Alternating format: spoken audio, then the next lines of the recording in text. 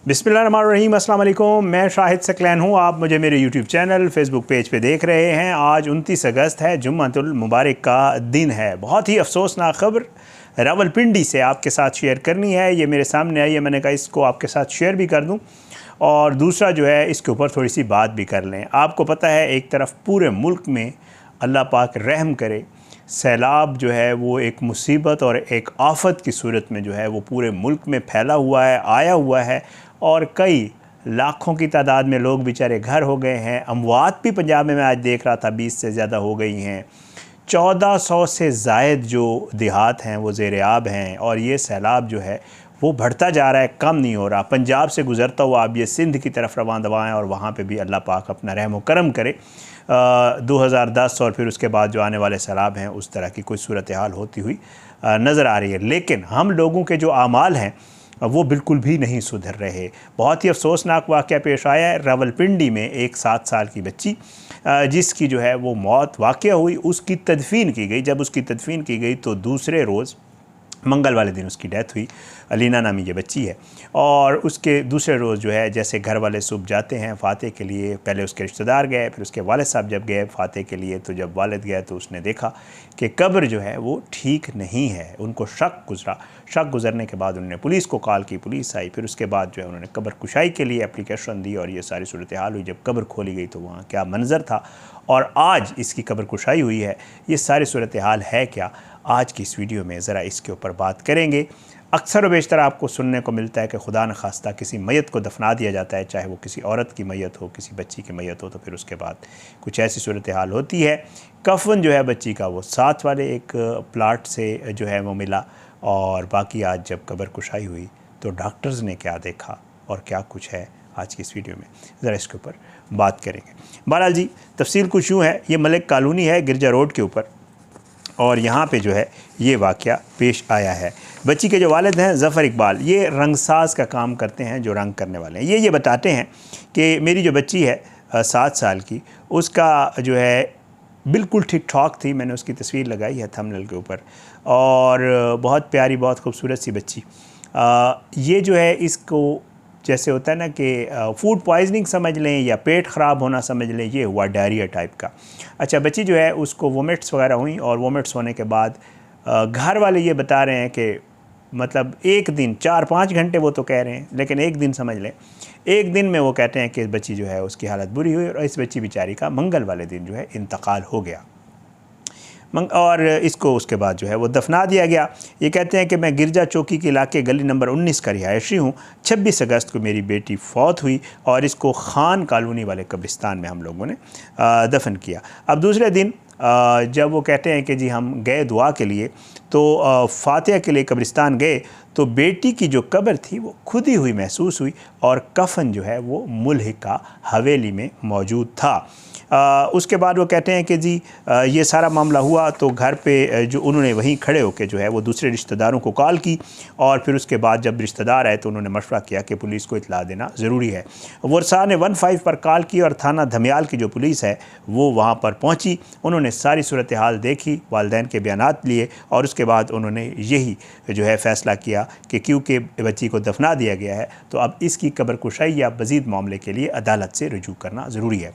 उन्होंने अदालत से रजू किया और इजाज़त मांगी कि जी हमें लग रहा है कि बच्ची की कब्र को खोला गया है और फिर उसके बाद वहाँ से मैयत गायब कर दी गई है। ये बाकायदा जो है अदालत में, मजिस्ट्रेट की अदालत में बताया गया और ये हमने चेक करना है कि आया इस कब्र में अब मैयत मौजूद भी है या नहीं है, क्योंकि बच्ची का कफन जो है वो बाहर से मिला है और बच्ची के वालिद ने कहा कि जी हमें कब्र कुशाई की इजाज़त दी जाए। उसके बाद जो इलाका मजिस्ट्रेट हैं उन्होंने जी इजाज़त दी और इजाज़त देने के बाद मजिस्ट्रेट की ही अदालत में जो है मजिस्ट्रेट की ही मौजूदगी में जो है इस बच्ची की आज कब्र कुशाई की गई।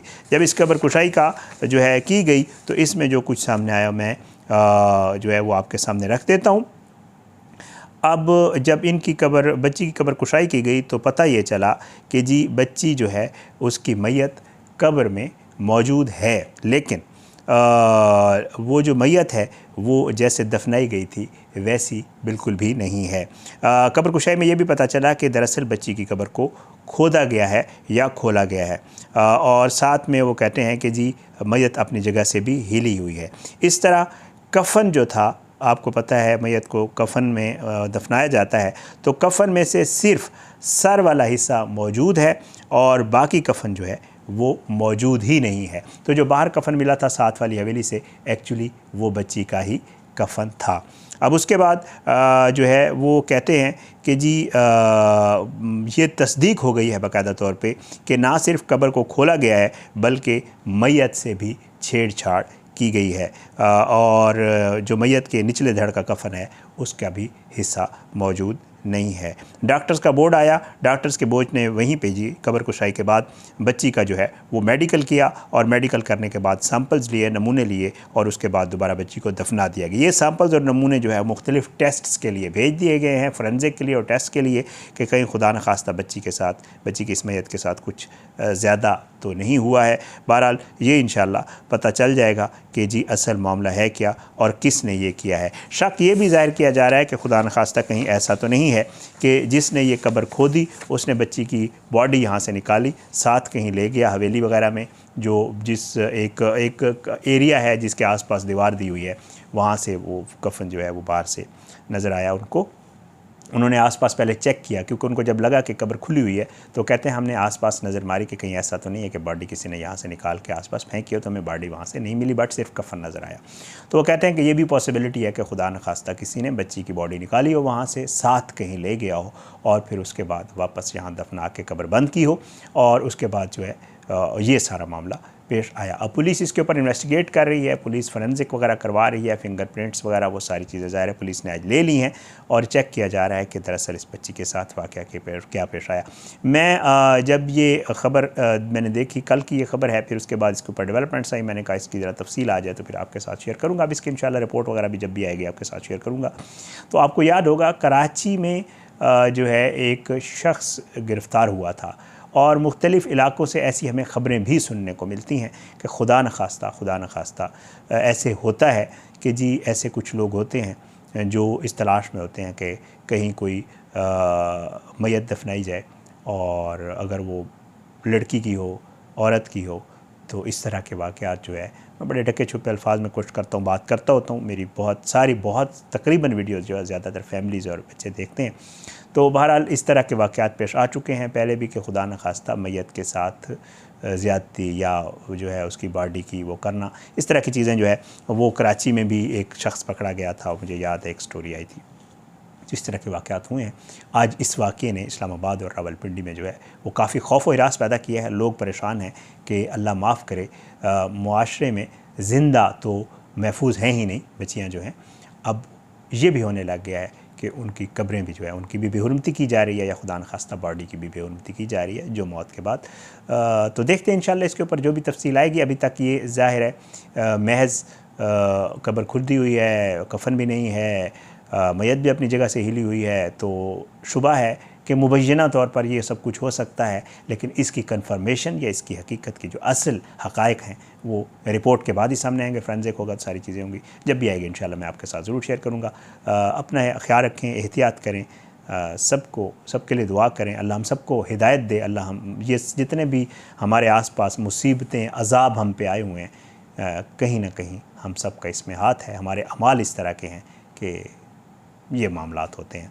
इजाज़त दें, इंशाल्लाह अगली वीडियो में मुलाकात ज़रूर होगी। अपनी दुआ में याद रखें, अल्लाह हम सबको अपनी ज़ुबान में रखें, हम सब पे अपना रहम करम करे। अगली वीडियो तक के लिए इजाज़त दें। पाकिस्तान ज़िंदाबाद। अल्लाह हाफ़िज़।